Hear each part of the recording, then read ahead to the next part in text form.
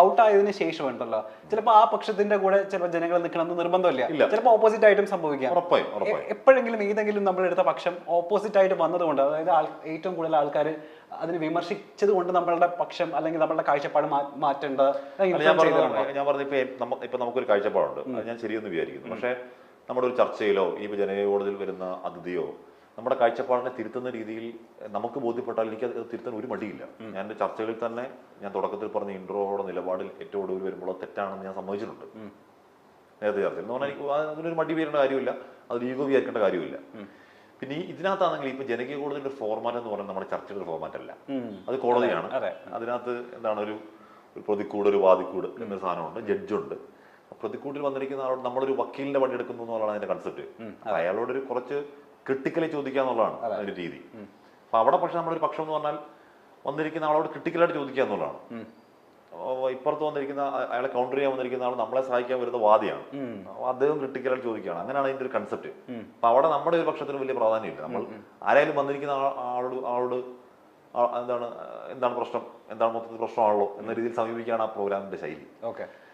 അശ്വന്ത് ഗോക്ക് എന്ന് പറഞ്ഞ പോലെ ഇപ്പൊ ട്രോള് പറഞ്ഞായിരുന്നല്ലോ, അപ്പം അശ്വന്ത് ഗോക്കിനോട് സംസാരിച്ചു. അപ്പൊ കോക്ക് ഈ മലങ്കൾട്ട് ഇടയ്ക്കിടയ്ക്ക് പറയുമല്ലോ പുള്ളി, മലങ്കൾട്ട് എന്ന് പറയാറുണ്ട്. അപ്പൊ ഞാൻ ചോദിച്ചു, ഭയങ്കര അധിക്ഷേപ പരാമർശമല്ലേ മലങ്കൾട്ട്, എന്താണ് ഈ മലങ്കൾട്ട് എന്ന് ചോദിച്ചു. അപ്പം അശ്വന്ത് ഗോക്ക് പറഞ്ഞു, ഇപ്പൊ നിങ്ങളുടെ ചാനൽ ചർച്ച കഴിയുമ്പോൾ നിങ്ങൾ സീരിയസ് ആയി ചെയ്യുന്ന ആൾക്കാർ ചിരിക്കുമോ, അതാ മലങ്കൾട്ട് എന്ന് പറഞ്ഞു. വേണമെന്നുണ്ടെങ്കിൽ നമുക്കത് കട്ട് ചെയ്ത് കളയാം. ഇത് എഡിറ്റിംഗ് ടേബിൾ എഡിറ്റർ പ്രോഗ്രാമാണ്, അത് എന്റെ കയ്യിലാണ്, വേണമെങ്കിൽ കട്ട് ചെയ്ത് കളയാം. അപ്പം ഇത് പുറത്തു പോകുമ്പോൾ ട്രോളാന്ന് നമുക്ക് ഉറപ്പായിട്ടും അറിയാം. നമുക്കറിയാം, നമ്മൾ കുറെ കാണുന്ന ട്രോളാന്ന് ഉറപ്പായിട്ടും അറിയാം. എന്നിട്ടും അതങ്ങ് വിടുക എന്നുള്ളതാണ് നമ്മുടെ ഉത്തരവാദിത്വം. എന്ന് പറഞ്ഞാൽ അത് കട്ട് ചെയ്ത് കളഞ്ഞാൽ പോയില്ലേ. ഞാൻ പറഞ്ഞത് എന്താണ്, പെട്ടെന്ന് തന്നെ അങ്ങനെ മറുപടി പറയാൻ പറ്റുന്നത് അശ്വന്തിന്റെ ഒരു കഴിവാണ്. നമ്മളത് അത് കത്രി വെച്ചെടുത്ത് കളഞ്ഞു കഴിഞ്ഞാൽ അതൊരു വർക്കൗട്ട് ആവുമല്ലോ. അത് സ്വാഭാവികമായിട്ടും നമുക്ക് ട്രോള് വരും എന്നറിഞ്ഞുകൊണ്ട് തന്നെ ആ സാധനങ്ങളൊക്കെ അങ്ങ് പോകുന്നതാണ് അതിന്റെ ഭംഗി. അങ്ങനെ ചെയ്തിട്ടുള്ളൂ. അതെ, ഈ പറഞ്ഞ പോലെ നിഷ്പക്ഷമായിരിക്കണം മാധ്യമപ്രവർത്തകൻ എന്ന് എല്ലായ്പ്പോഴും പറയുമല്ലോ. പക്ഷേ ചില സന്ദർഭങ്ങളിലെങ്കിലും നമുക്കത് നിഷ്പക്ഷമായിട്ട് ചിലപ്പോൾ മാധ്യമപ്രവർത്തകർക്ക് നിൽക്കാൻ പറ്റാറില്ല. അത് ഈ പറഞ്ഞ പോലെ ചാനൽ ചർച്ചകളുടെയൊക്കെ ഭാഗമായിട്ടായിരിക്കും.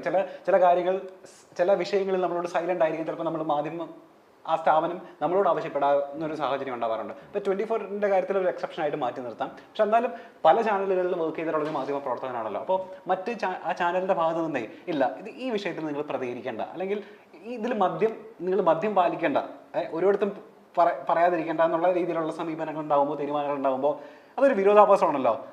അതിനെ മാധ്യമ പ്രവർത്തകൻ എങ്ങനെ കാണാതെ അസ്വസ്ഥമാക്കാറുണ്ട് അത്തരം തീരുമാനം? ഞാൻ ടു ബി ഓണസ്റ്റ് ഞാൻ പറയുന്നത്, എനിക്കിപ്പോൾ പല മാധ്യമപ്രവർത്തകർ പറഞ്ഞു കേട്ടിട്ടുണ്ട് അവർക്ക് കിട്ടിയ നിർദ്ദേശങ്ങളെ പറ്റിയൊക്കെ.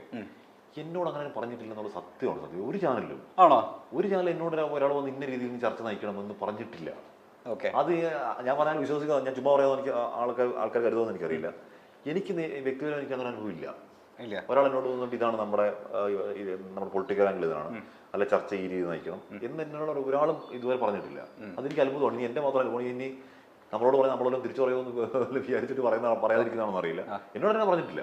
ഇത് ചേട്ടാ, ഞാനൊരു റൗണ്ടിലേക്ക് കൊണ്ടുപോവാണ്. നിലപാട് എന്നുള്ളതാണ് ഈ റൗണ്ടിന്റെ പേര്. അതായത് നമ്മളുടെ ഇപ്പോഴത്തെ സാഹചര്യത്തിൽ ചില വിഷയങ്ങൾ ഞാൻ പറഞ്ഞു കഴിഞ്ഞാൽ ചേട്ടൻ്റെ അതിലെ നിലപാട് ആസ് എ മീഡിയ പേഴ്സൺ പറഞ്ഞാൽ അത്രേ ഉള്ളൂ. ഓക്കെ, ആദ്യത്തെ വിഷയം ഈ പറഞ്ഞ ഫിലിം റിവ്യൂസ് ആണ്. ഈ കുറച്ച് കാലങ്ങളായിട്ട് നമ്മൾ കേൾക്കുന്നതാണല്ലോ. അതായത് ഫിലിം റിവ്യൂസുകൾ ഓൺലൈൻ ചാനലുകളിലിരുന്ന് സിനിമ നിരൂപണം ചെയ്യുന്ന ആളുകളുടെ നിരൂപണങ്ങൾ ഒരു പരിധി വരെ നമ്മുടെ സിനിമകളെ മോശമായിട്ട് ബാധിക്കുന്നു എന്നുള്ളൊരു ഒരു വാർത്ത. എങ്ങനെ ചേട്ടൻ്റെ ഒരു നിലപാട് എന്താ ഈ വിഷയം? സംഭവിക്കുന്നില്ല എന്ന് പറഞ്ഞാൽ നമ്മുടെ സിനിമയുടെ കണ്ടന്റ് ഗംഭീര കണ്ടന്റ് ആണെന്നുണ്ടെങ്കിൽ ഒരു റിവ്യൂർ വിചാരിച്ചാൽ ഒന്നും ചെയ്യാൻ പറ്റില്ല. കണ്ടന്റ് മോശമാണെന്നുണ്ടെങ്കിൽ ഒരു റിവ്യൂർ ഹെൽപ്പ് ചെയ്യാൻ പറ്റില്ല. ഇപ്പൊ കാതൽ എന്ത് ഗംഭീരമായിട്ട് കൂടുകയാണ്. ഇപ്പൊ അശ്വന്ത് ഗോക്ക് തന്നെ മോശം സിനിമ എന്ന് പറഞ്ഞ സാധനം. ഇപ്പം അശ്വന്ത് ഗോക്ക് ഒരു സിനിമ പൊളിക്കാൻ കരുത്തുള്ള ആളാണെങ്കിൽ കാതൽ ഓടത്തില്ല. ഇപ്പോൾ ഓടുകയാണ്. ആ ഫിലിം ഫെസ്റ്റിവലൊക്കെ ഗംഭീരമായ റെസ്പോൺസിബിലിറ്റി ഓടുകയാണ്. അങ്ങനെ നല്ല കണ്ടന്റ് ഉണ്ടെന്നുണ്ടെങ്കിൽ സിനിമ ഓടുന്നേ, അത് ഉറപ്പാണ്. ഞാനൊന്ന് അരി പത്തായത്തിലുണ്ടെങ്കിൽ എലി ആന്ധ്രാപ്രദേശിൽ നിന്ന് വരും എന്ന് പറയുന്ന പോലെ നല്ല കണ്ടന്റ് ഉണ്ടെങ്കിൽ, സിനിമയ്ക്ക് നട്ടലുണ്ടെന്നുണ്ടെങ്കിൽ അതിനെ പൊളിക്കാൻ ആർക്കും പറ്റില്ല. അത്തരം നിരൂപണങ്ങൾ ഈ പറഞ്ഞ പോലെ ബാൻ ചെയ്യേണ്ട ആവശ്യമൊന്നുമില്ല. നെവർ. പക്ഷേ നമ്മൾ ജനാധിപത്യ, നമ്മൾ അഭിപ്രായ സ്വാതന്ത്ര്യമുള്ള ഒരു രാജ്യത്ത് ജീവിക്കുകയല്ലേ. അപ്പോൾ ഒരാൾ ഇപ്പം നമ്മൾ അശ്വന്ത് ഗോക്കിന്റെ ഇന്റർവ്യൂ ചെയ്യുമ്പോൾ അശ്വന്ത് ഗോക്ക് പറയുന്നത്, അശ്വന്ത് ഗോക്കിന്റെ വാദം പറയുന്നത്, ഞാനൊരു സിനിമ കണ്ടിട്ട് ഞാൻ എന്റെ നിലപാട് പറയുന്നു, അത് എന്റെ നിലപാടാണ്, എന്റെ അഭിപ്രായം ഞാൻ പറയുകയാണ്. അത് വേണ്ടെന്ന് പറഞ്ഞാൽ നിങ്ങൾ ആരാ? അപ്പൊ ചോദ്യം, അപ്പൊ നിങ്ങൾ പൈസ മേടിച്ചൊരു സിനിമ തകർക്കാൻ വേണ്ടി, അത് മോശമാണ്. അപ്പൊ നിങ്ങൾ പൈസ മേടിച്ചൊരു സിനിമ തകർക്കാൻ വേണ്ടി മനഃപൂർവ്വം തേജോവധം ചെയ്യാൻ വേണ്ടി എഴുതുന്നു. അപ്പോൾ ആശുപത്രിക്ക് ഫോൺ കാണിക്കുന്നു, നിങ്ങൾ ഈ അക്കൗണ്ട് നമ്പർ നോക്ക്, ഒരു ഒറ്റ പൈസ വന്ന് കാണിക്കുക. പൈസ മേടിച്ച് ബോധപൂർവ്വം ഗൂഢാലോചനയിൽ കൂടി സിനിമ തകർക്കാൻ നോക്കുന്നത് തെറ്റ് തന്നെയാണ്, സംശയമില്ല. പക്ഷെ എന്ന് പറഞ്ഞിട്ട് ഒരു സിനിമ കണ്ട് മോശമെങ്കിൽ മോശം, നല്ലതെന്ന് പറയാനുള്ള അവകാശം പൈസ കൊടുക്കുന്നുണ്ട്. അതാണ് ബേസിക്കലി. സിനിമ ഗംഭീരമാണോ, ആള് കണ്ടിരിക്കും, അതിനെ പൊളിക്കാനൊന്നും ആർക്കും പറ്റില്ല. ഓക്കെ, അടുത്ത വിഷയം പറയട്ടെ. ഈ ദുരന്ത മുഖങ്ങളിൽ ഔചിത്യ ബോധം നഷ്ടപ്പെടുന്നുണ്ടോ മാധ്യമങ്ങൾക്ക്, ചേട്ടൻ്റെ ഒരു അഭിപ്രായത്തിൽ? ചിലപ്പോഴൊക്കെ ഉണ്ട്, ഓഫ് കോഴ്സ് ഉണ്ട്. അതിന് ഏറ്റവും ഒടുവിലത്തെ എന്ന് പറഞ്ഞാൽ ഓയൂര് കുഞ്ഞിനെ കാണാതെ പോയി എന്ന് പറഞ്ഞാൽ അന്ന് ഞാനടക്കം അവിടെ പോയതാണ്.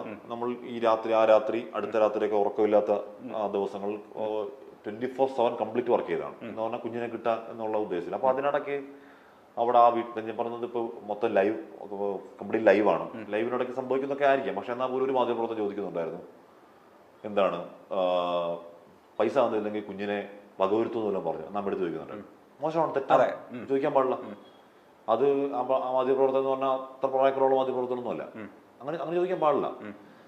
അത് തെറ്റാണെന്ന് പറയുമ്പോൾ തന്നെ ആ ഒരൊറ്റ ചോദ്യം എടുത്ത് വെച്ചിട്ട് മൊത്തം ഔചിത്യം ഇല്ലാതെ അലമ്പാണ്, കംപ്ലീറ്റ് പ്രശ്നമാണ്, ഇവരാണ് മൊത്തം പ്രശ്നം എന്ന് നിലയ്ക്ക് കാണിക്കാൻ പറ്റില്ല. കാര്യം നമ്മൾ മാധ്യമങ്ങൾ അവിടെ പ്രഷർ ചെയ്യുന്നതുകൊണ്ടാണ് അത്രയും ഒരു വേഗത്തിൽ അത് കാര്യങ്ങൾ സംഭവിച്ചത്. No doubt. എന്ന് പറഞ്ഞു കഴിഞ്ഞാൽ മാധ്യമങ്ങൾ ഫുൾ എടുത്തത് അത്ര പ്രശ്നം വരുന്നതുകൊണ്ടാണ് ഈ കുട്ടി അവിടെ ഇറക്കി വിട്ടിട്ട് പോകേണ്ടി വരുന്നത് പറയുന്നത് നമ്മൾ പറയുന്നതല്ല. MR അജിത് കുമാർ അടക്കമുള്ളവർ മാധ്യമങ്ങളുടെ പങ്കിനെ അത് പ്രകീർത്തിച്ചാണ്. ഇന്ന് കേരളത്തിലെ ഏറ്റവും മുൻപന്തിയിൽ നിൽക്കുന്ന വാർത്താ ചാനലുകളാണ് 24, മാതൃഭൂമി, ഏഷ്യാനെറ്റ്, റിപ്പോർട്ടർ ചാനൽ തുടങ്ങിയവയൊക്കെ. ഇതിലെ വാർത്താ അവതാരകരും വളരെ ഫെമിലിയർ ആണ് നമുക്ക്. എവിടെ വെച്ച് കണ്ടാലും ഈ അവതാരകനല്ലേ അല്ലെങ്കിൽ ഈ അവതാരികയല്ലേ എന്നൊക്കെ നമുക്ക് ഓടിച്ചെന്ന് കാര്യം പറയാൻ പറ്റുന്ന അത്ര ഫെമിലിയർ ആണ്. ഇപ്പോൾ സീരിയലിലൊക്കെ നമ്മുടെ വീട്ടിലെ TV-യിൽ കാണുന്ന താരങ്ങളെ പോലെ തന്നെ നമുക്ക് ഇഷ്ടമാണ് പല അവതാരകരെയും. അത്തരത്തിൽ പലപ്പോഴും സോഷ്യൽ മീഡിയയിൽ ട്രോളുകൾ കൊണ്ടും മറ്റ് സ്ട്രോങ് ആയിട്ടുള്ള കണ്ടന്റ് വീഡിയോകൾ കൊണ്ടും ഒക്കെ ചർച്ചയാകുന്ന ആളാണ് ഹാഷ്മി എന്ന അവതാരകൻ. തന്റെ വാക്ചാതുരി കൊണ്ടാണ് ഹാഷ്മി പലപ്പോഴും ശ്രദ്ധിക്കപ്പെടാറുള്ളത്. എന്തിനേയും പറ്റി ആരെയും മുഖം നോക്കാതെ നിലപാട് പറയുന്ന ഒരാൾ കൂടിയാണ് ഹാഷ്മി. ഹാഷ്മിയുടെ ഇതുവരെയുള്ള ജീവിതം നിരവധി ഭീഷണികളും കാര്യങ്ങളും ഒക്കെ വന്നിട്ടുണ്ടാകും. എങ്ങനെയാണ് ഈ പഠിത്തം അല്ലെങ്കിൽ ഓരോ ഡിബേറ്റുകളെയും ആളുകളെയും എങ്ങനെ എടുക്കുന്നു, ഓരോ വലിയ വലിയ ചർച്ചകൾക്ക് ശേഷം ആ രംഗം എങ്ങനെയാണ് ശാന്തമാക്കുന്നത് തുടങ്ങിയ കാര്യങ്ങളൊക്കെ ഹാഷ്മി ഇപ്പോൾ തുറന്നു പറയുകയാണ്.